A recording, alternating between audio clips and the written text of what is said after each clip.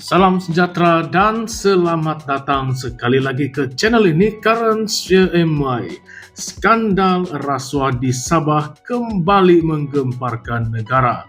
Bayangkan, seorang ahli perniagaan biasa bersenjatakan hanya sebuah pen kamera Rp75 dari Shopee berjaya mendedahkan salah satu kes korupsi terbesar di dalam sejarah Malaysia.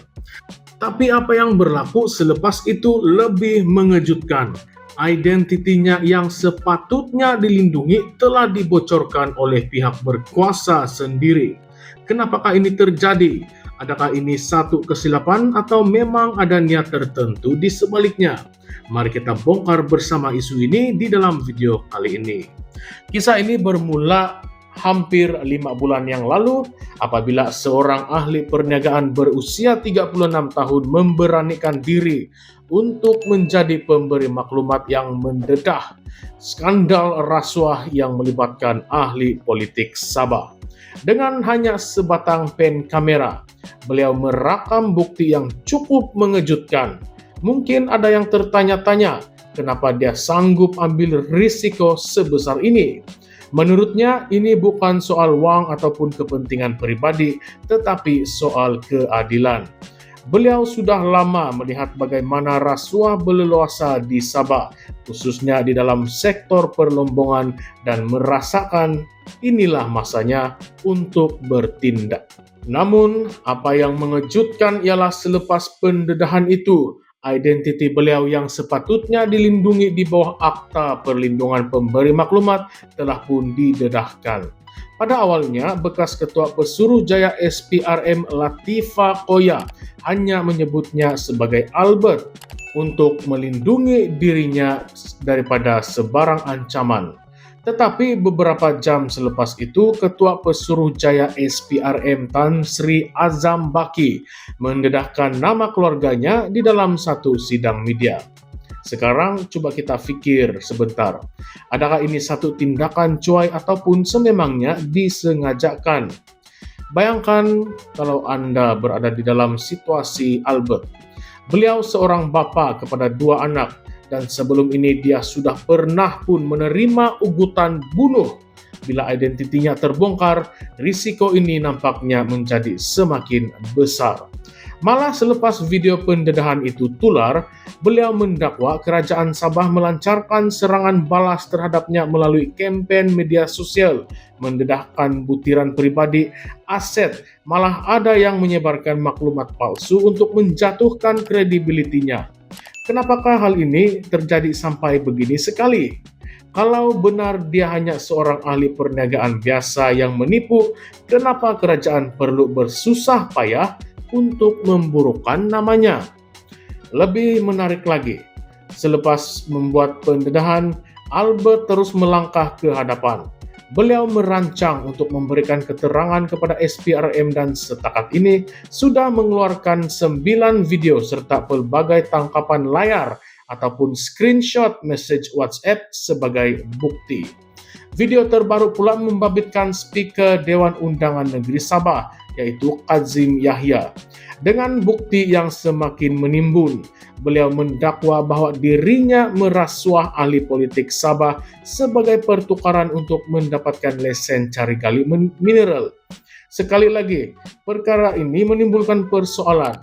Adakah dia benar-benar mangsa sistem atau hanya coba menyelamatkan dirinya sendiri dengan membuka aib orang lain? Namun di sebalik semua ini, satu persoalan besar yang kita perlu tanya. Adakah beliau akan mendapat perlindungan yang sepatutnya? Albert berharap akan dilindungi di bawah Akta Perlindungan Pemberi Maklumat, tetapi berdasarkan apa yang sudah terjadi, beliau sendiri mengakui seolah-olah diberikan message jelas untuk tutup mulut. Dalam satu temu bual, beliau berkata, "Saya tahu risikonya. Saya menentang ahli politik yang berkuasa, dan saya bersedia untuk sebarang kemungkinan." Tapi adakah kita sebagai rakyat biasa boleh mengharapkan perlindungan jika kita berada di tempatnya? Baiklah, satu lagi perkara yang menarik perhatian adalah sokongan yang diterima oleh Albert daripada Latifah Koya dan Lawyers for Liberty ataupun LFL. Mereka bukan sahaja memberikan sokongan moral, malah LFL telah menyerahkan rakaman video penuh yang belum diedit, yang tidak diedit kepada SPRM. Ini dilakukan sebagai tindak balas terhadap dakwaan Tan Sri Azam Baki bahwa video asal yang telah diedit tidak boleh diterima sebagai satu bahan bukti. Jadi di sini timbul satu lagi persoalan besar. Adakah kita akan melihat kebenaran akhirnya terbongkar atau semua ini akan macam biasa berakhir dengan kesenyapan seperti banyak case sebelum ini? Mungkin ada yang berpendapat bahwa Albert sendiri bukanlah bersih karena dia mengakui untuk merasuah. Tetapi coba pikirkan dari sudut yang lain. Dalam sistem yang penuh dengan korupsi, adakah seseorang itu benar-benar mempunyai pilihan? Beliau mendakwa bahwa tindakan merasuah itu dibuat dalam keadaan terdesak karena diberitahu ia satu-satunya cara untuk mendapatkan lesen perniagaan di Sabah. Jika benar ini menunjukkan bahwa rasuah bukan sekadar kesalahan individu, tetapi sudah menjadi sistemik dalam politik dan pentadbiran. Sementara itu, Ketua Menteri Sabah Haji Jinor menafikan dakwaan ini dan menuduh Albert bekerja sama dengan pihak tertentu untuk menjatuhkan pentadbirannya menjelang pilihan raya negeri. Jika ini benar, siapa pula pihak yang berkepentingan dalam menjatuhkan kerajaan negeri? Atau adakah ini sekadar alasan untuk menutup kebenaran?